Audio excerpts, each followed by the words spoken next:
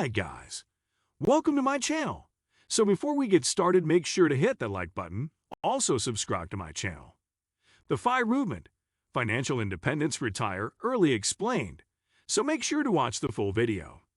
The FIRE movement, Financial Independence Retire Early, has gained wide exposure in recent years. FIRE adherents are often portrayed as people who take extreme measures to save for early retirement, leading many people to dismiss the movement as a fringe concept. But there's more to FIRE frugality and deprivation, and it's hardly a one-size-fits-all journey. What is FIRE? For many practitioners of FIRE, the goal isn't the retire early end of the acronym, but rather the financial independence part. They aim to save enough money to give them the freedom they want and avoid, depending on a regular job, to pay the bills. In its most extreme versions, of course, FIRE adherents minimize expenses by giving up all the small comforts in life, from turning on the heat or air conditioning to buying a cup of coffee. But there are plenty of folks for whom the journey more moderate sacrifices. In this version of FIRE, it's about living within one's means while saving for the future. Jackie Cummings-Koski accomplished her goal of saving 25x her yearly expenses in 2018. With enough savings tucked away, she believed that she had the means necessary to quit her job as a sales manager in Dayton, Ohio, but has in fact chosen to keep working. Knowing that she can quit when she wants is liberating, she says. Koski started working toward financial independence after getting divorced in 2003. During the process of splitting their assets, she realized her ex-husband had $120,000 in his retirement accounts, about 6 times as much as she had saved. For Koski, it was an eye-opening moment. I vowed from that day that I was going to pay close attention to my finances and do things to put me on a better financial trajectory, she recalls. I didn't want to be the stereotype of a divorced single mom, especially being African American, so I did everything I could to turn it around. How does FIRE work? FIRE practitioners aim to save 25x their annual expenses. This strategy is based on 2 common retirement strategies: the 25x rule and the 4% rule, each of which help people set up safe rates of withdrawal from their retirement savings. But as noted above, FIRE isn't a one-size-fits-all goal. Some, like Koski, are looking to be financially independent, while others really are focused on beating the standard timeline and retiring very early. Individual interpretations of FIRE are affected by how much people are willing to save each year and what they plan to do and how they want to live in retirement. There are 3 broad approaches to FIRE.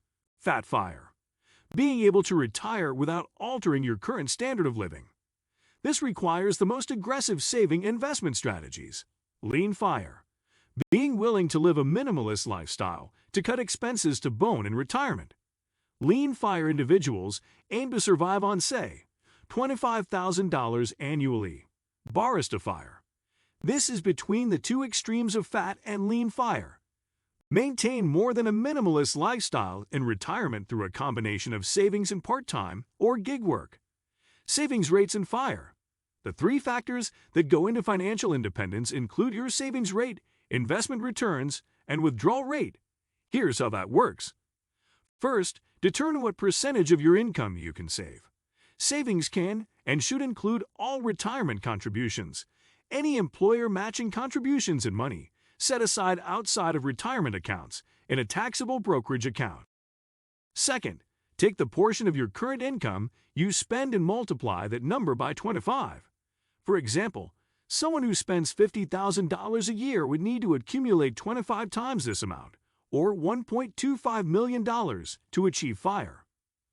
Finally, calculate how long it will take you to accumulate your FIRE number based on the amount you save each year. This will require you to make an assumption about investment returns. The higher the rate of return, the faster you achieve FIRE. You can use this calculator to try this for yourself. Different FIRE scenarios. Take somebody who earns $70,000 a year with 0 saved for retirement. If this person wanted to pursue a FIRE strategy, they could save 10% of their income, or $7,000 a year. Applying the 25x rule, they would need to save around $1.58 million, 25x $63,000. Given these assumptions, plus an 8% annual return, It would take this person about 37 years to reach financial freedom. Here's another scenario. A person who earns an annual income of $70,000 with zero saved. But in this case, the person is pursuing FIRE by saving 30% of their income.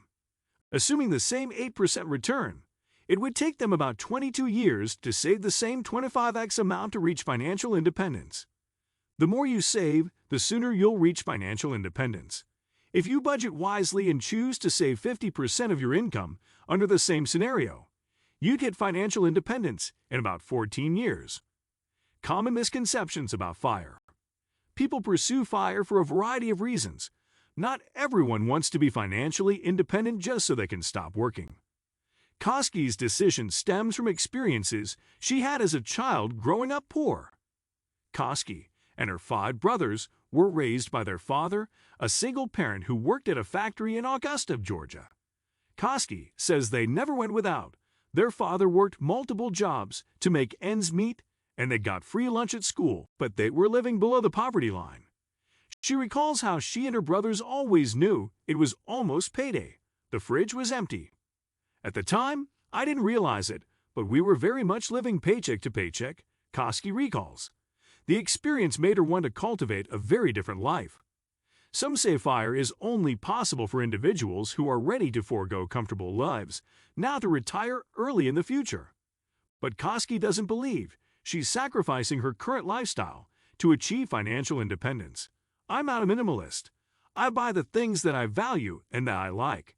And my daughter, she had a good life too, says Koski. She builds her budget around the money that is left after maxing out contributions to her 401k, Roth IRA and Health Savings Account, HSA, a practice she started in 2008. Koski has enough money for everything she wants to do, because she is strategic about spending. I don't mind spending money, but I want to know if I'm getting the best deal and making sure that I'm careful with the way that I spend my money, says Koski. Part of what has fueled interest in the FIRE movement is a growing discontentment with life in corporate America. Some FIRE followers say instead of being miserable sitting at a desk for most of their lives, they'd rather travel the world or do work they actually find fulfilling. But not everyone pursuing FIRE hates their job. Koski may already have 25x her yearly expenses saved, but she still heads to the office Monday through Friday. There's other things that we like to do, but I like my job, Koski says. I like my boss. I work at a great company. I feel good about what I'm doing at work, so I'm not running for my job. FIRE comes at a cost. Though the FIRE movement may be appealing, it's not for everyone. Realistically, it's accessible only to those with the skills and opportunities to earn enough to move beyond living paycheck to paycheck. FIRE also involves making difficult choices and prioritizing tomorrow's happiness over today's. Work very hard at something you hate for the money and save a tremendous amount, giving up most pleasures so that you can live modestly and do what you want later in life. One reader commented on a New York Times article about the FIRE movement. Why don't you just live modestly and do what you want from the beginning? This trade-off is particularly stark, given that American life expectancies are declining, so FIRE adherents may be postponing life's pleasures in vain. FIRE isn't for everyone. There's little reliable information on who identifies with the FIRE movement. But it's clear that the dream of achieving financial independence isn't only for high earners. In 2018, TD Ameritrade conducted a survey of 1,503 U.S. adults, aged 4 to 5 and older, with more than $250,000 in investable assets, including 753 individuals who said they are financially independent or plan to be. Around a third of respondents who were already financially independent had incomes between $50,000 and $99,900, a stark contrast from the idea that FIRE is only attainable for people making 6 figures. Still, there are obvious barriers to the most ambitious FIRE goals, like retiring at 35 or 40. A big one is student debt. Over half of young adults who attended college have student debt, with the typical monthly payment reaching between $200 and $299 per month, according to the Federal Reserve. Student loans may slow down the process of becoming financially free, but paying off student loans doesn't have to be seen as a permanent barrier, says Tanya Hester, author of Work Optional and a leading figure in the FIRE community. It's just another savings goal, Hester says. In order to do something like retire early, you're going to have to go through several financial milestones. It's understandable why you might see it as a hurdle. But it's just another thing to figure out, just like figuring out how you're going to fund your early retirement years, how you'll fund your traditional retirement years, or how you're going to get health care. The risks of FIRE. Some critics argue that the FIRE concept carries big risks. Saving 25x yearly expenses is based on the traditional 4% rule, which is considered as a safe withdrawal rate for a 30-year retirement. An individual retiring at age 40, rather than the expected retirement age of 65, could easily outlive their savings. Some individuals pursuing FIRE try to mitigate this risk by investing in passive income streams, like rental properties, to help boost their annual cash flow. Others choose income-producing activities that are meaningful to them, such as running profitable blogs or starting businesses built on their passions. David Blanchett, head of retirement research at Morningstar, says that while wanting to retire at 30 is unrealistic for most Americans, the general principle of financial independence is something everyone should be striving for. My concern with what I've heard about FIRE is mostly about outliers in an impossible situation, so it doesn't really connect well and isn't realistic, Blanchett says. But the concept of saving more is one thing as a society that we need to do. People really need to ask themselves, what is really important to me? And then build financial goals around it. If you enjoyed this video, make sure to hit that like button. Also subscribe to our channel before you go.